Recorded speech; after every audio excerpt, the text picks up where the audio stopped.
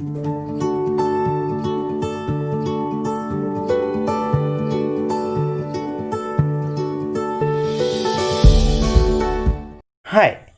so today we are going to discuss about signals.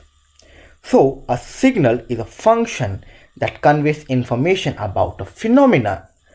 So what we can say, any physical phenomena that conveys or carries some information can be called a signal, like music signals or speeches that we give, motion picture or the videos that we watch. And the best example that we can give here is that the heartbeat that we can hear is also created a signal in a particular pattern. But in electronics and telecommunication or the communication, it refers to any time varying voltage or current, or we can say the electromagnetic wave that carries information. A signal can also be defined as an observable change in quality such as quantity. But the every information carried by a signal depends on some variables. Those are called like independent variables. We call them independent variables because their value does not depend any other physical parameters.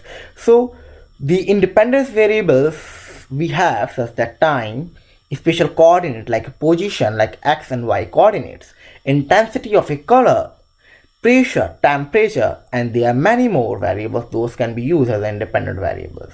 But mostly we are going to use time as independent variable in this course. So let's see some example like the sound wave that has been created by a speaker that we heard. It depends on a time. So what we can say, the sound, the amplitude of a sound that we heard is a function of time. So the time is independent variable and the sound we heard is a dependent variable. The second example, we can see the intensity of a color. If a particular amount or suitable amount of radiation fall on a material, then it start the elimination of electrons from the surface. Those electrons are responsible for a current. That current is called the photocurrent. Okay, or like we can say the photoelectric current. That photoelectric current produced by the intensity of a light, or we can say the energy that falls on a material, is responsible for that current. So we can say the current is a function of intensity of a light here. So intensity of light is independent variable and the current produced by it is a dependent variable. The second example we can see, it's a gain pattern of an antenna. If a receiver antenna receives the gain at different angles, so what we can see in this diagram here, the gain received by the receiver antenna is a maximum at 0 degree and minimum we can say at the 270 degree or the 90 degree. So what we can say, the gain received by the antenna is the function of angle, that is the angle of reception. So what we can say, the angle is independent variable but the gain received by the receiver antenna is a dependent variable. The next parameter of a signal is the amplitude. So the value or strength of a signal at a specified value of independent variable is called the amplitude. So here we can see a signal. The y-axis represents the amplitude of the signal, or we can say the value of the signal at different time. That is the x-axis. So what we can say, at time t is equal to 0.075 second here in this diagram gives you the amplitude of 1.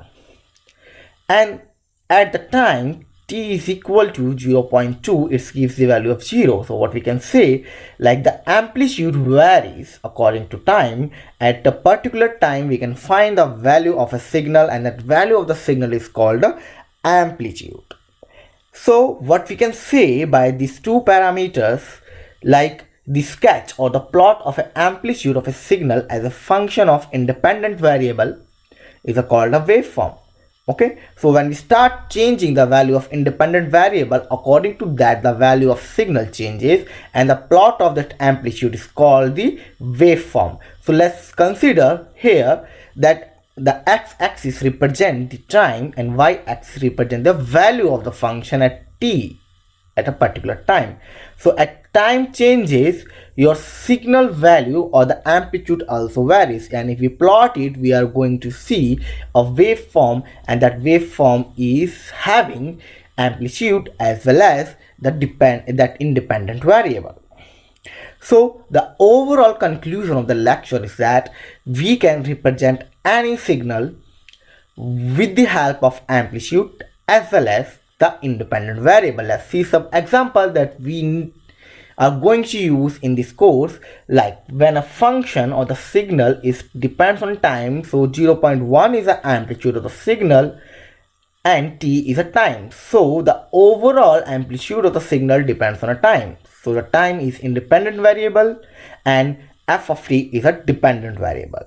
The next example we can see here, the signal which depends on the position like x and y coordinate. So this overall function gives you the value at a particular coordinate. So x and y are independent variable, but the function of xy is the dependent variable.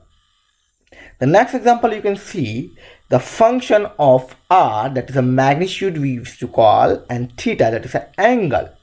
Okay, so the overall signal, the fr comma theta, depends on the magnitude r. We can say it's a radius, or we can and the theta at which we are going to get a particular value of the signal.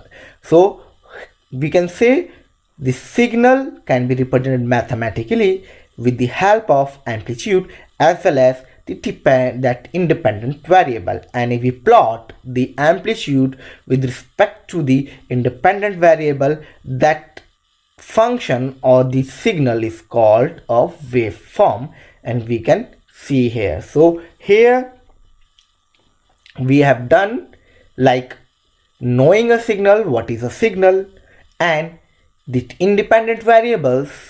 The second thing we have learned here is the amplitude of a signal, and by using the amplitude and the independent variable, we can draw a waveform of a particular signal.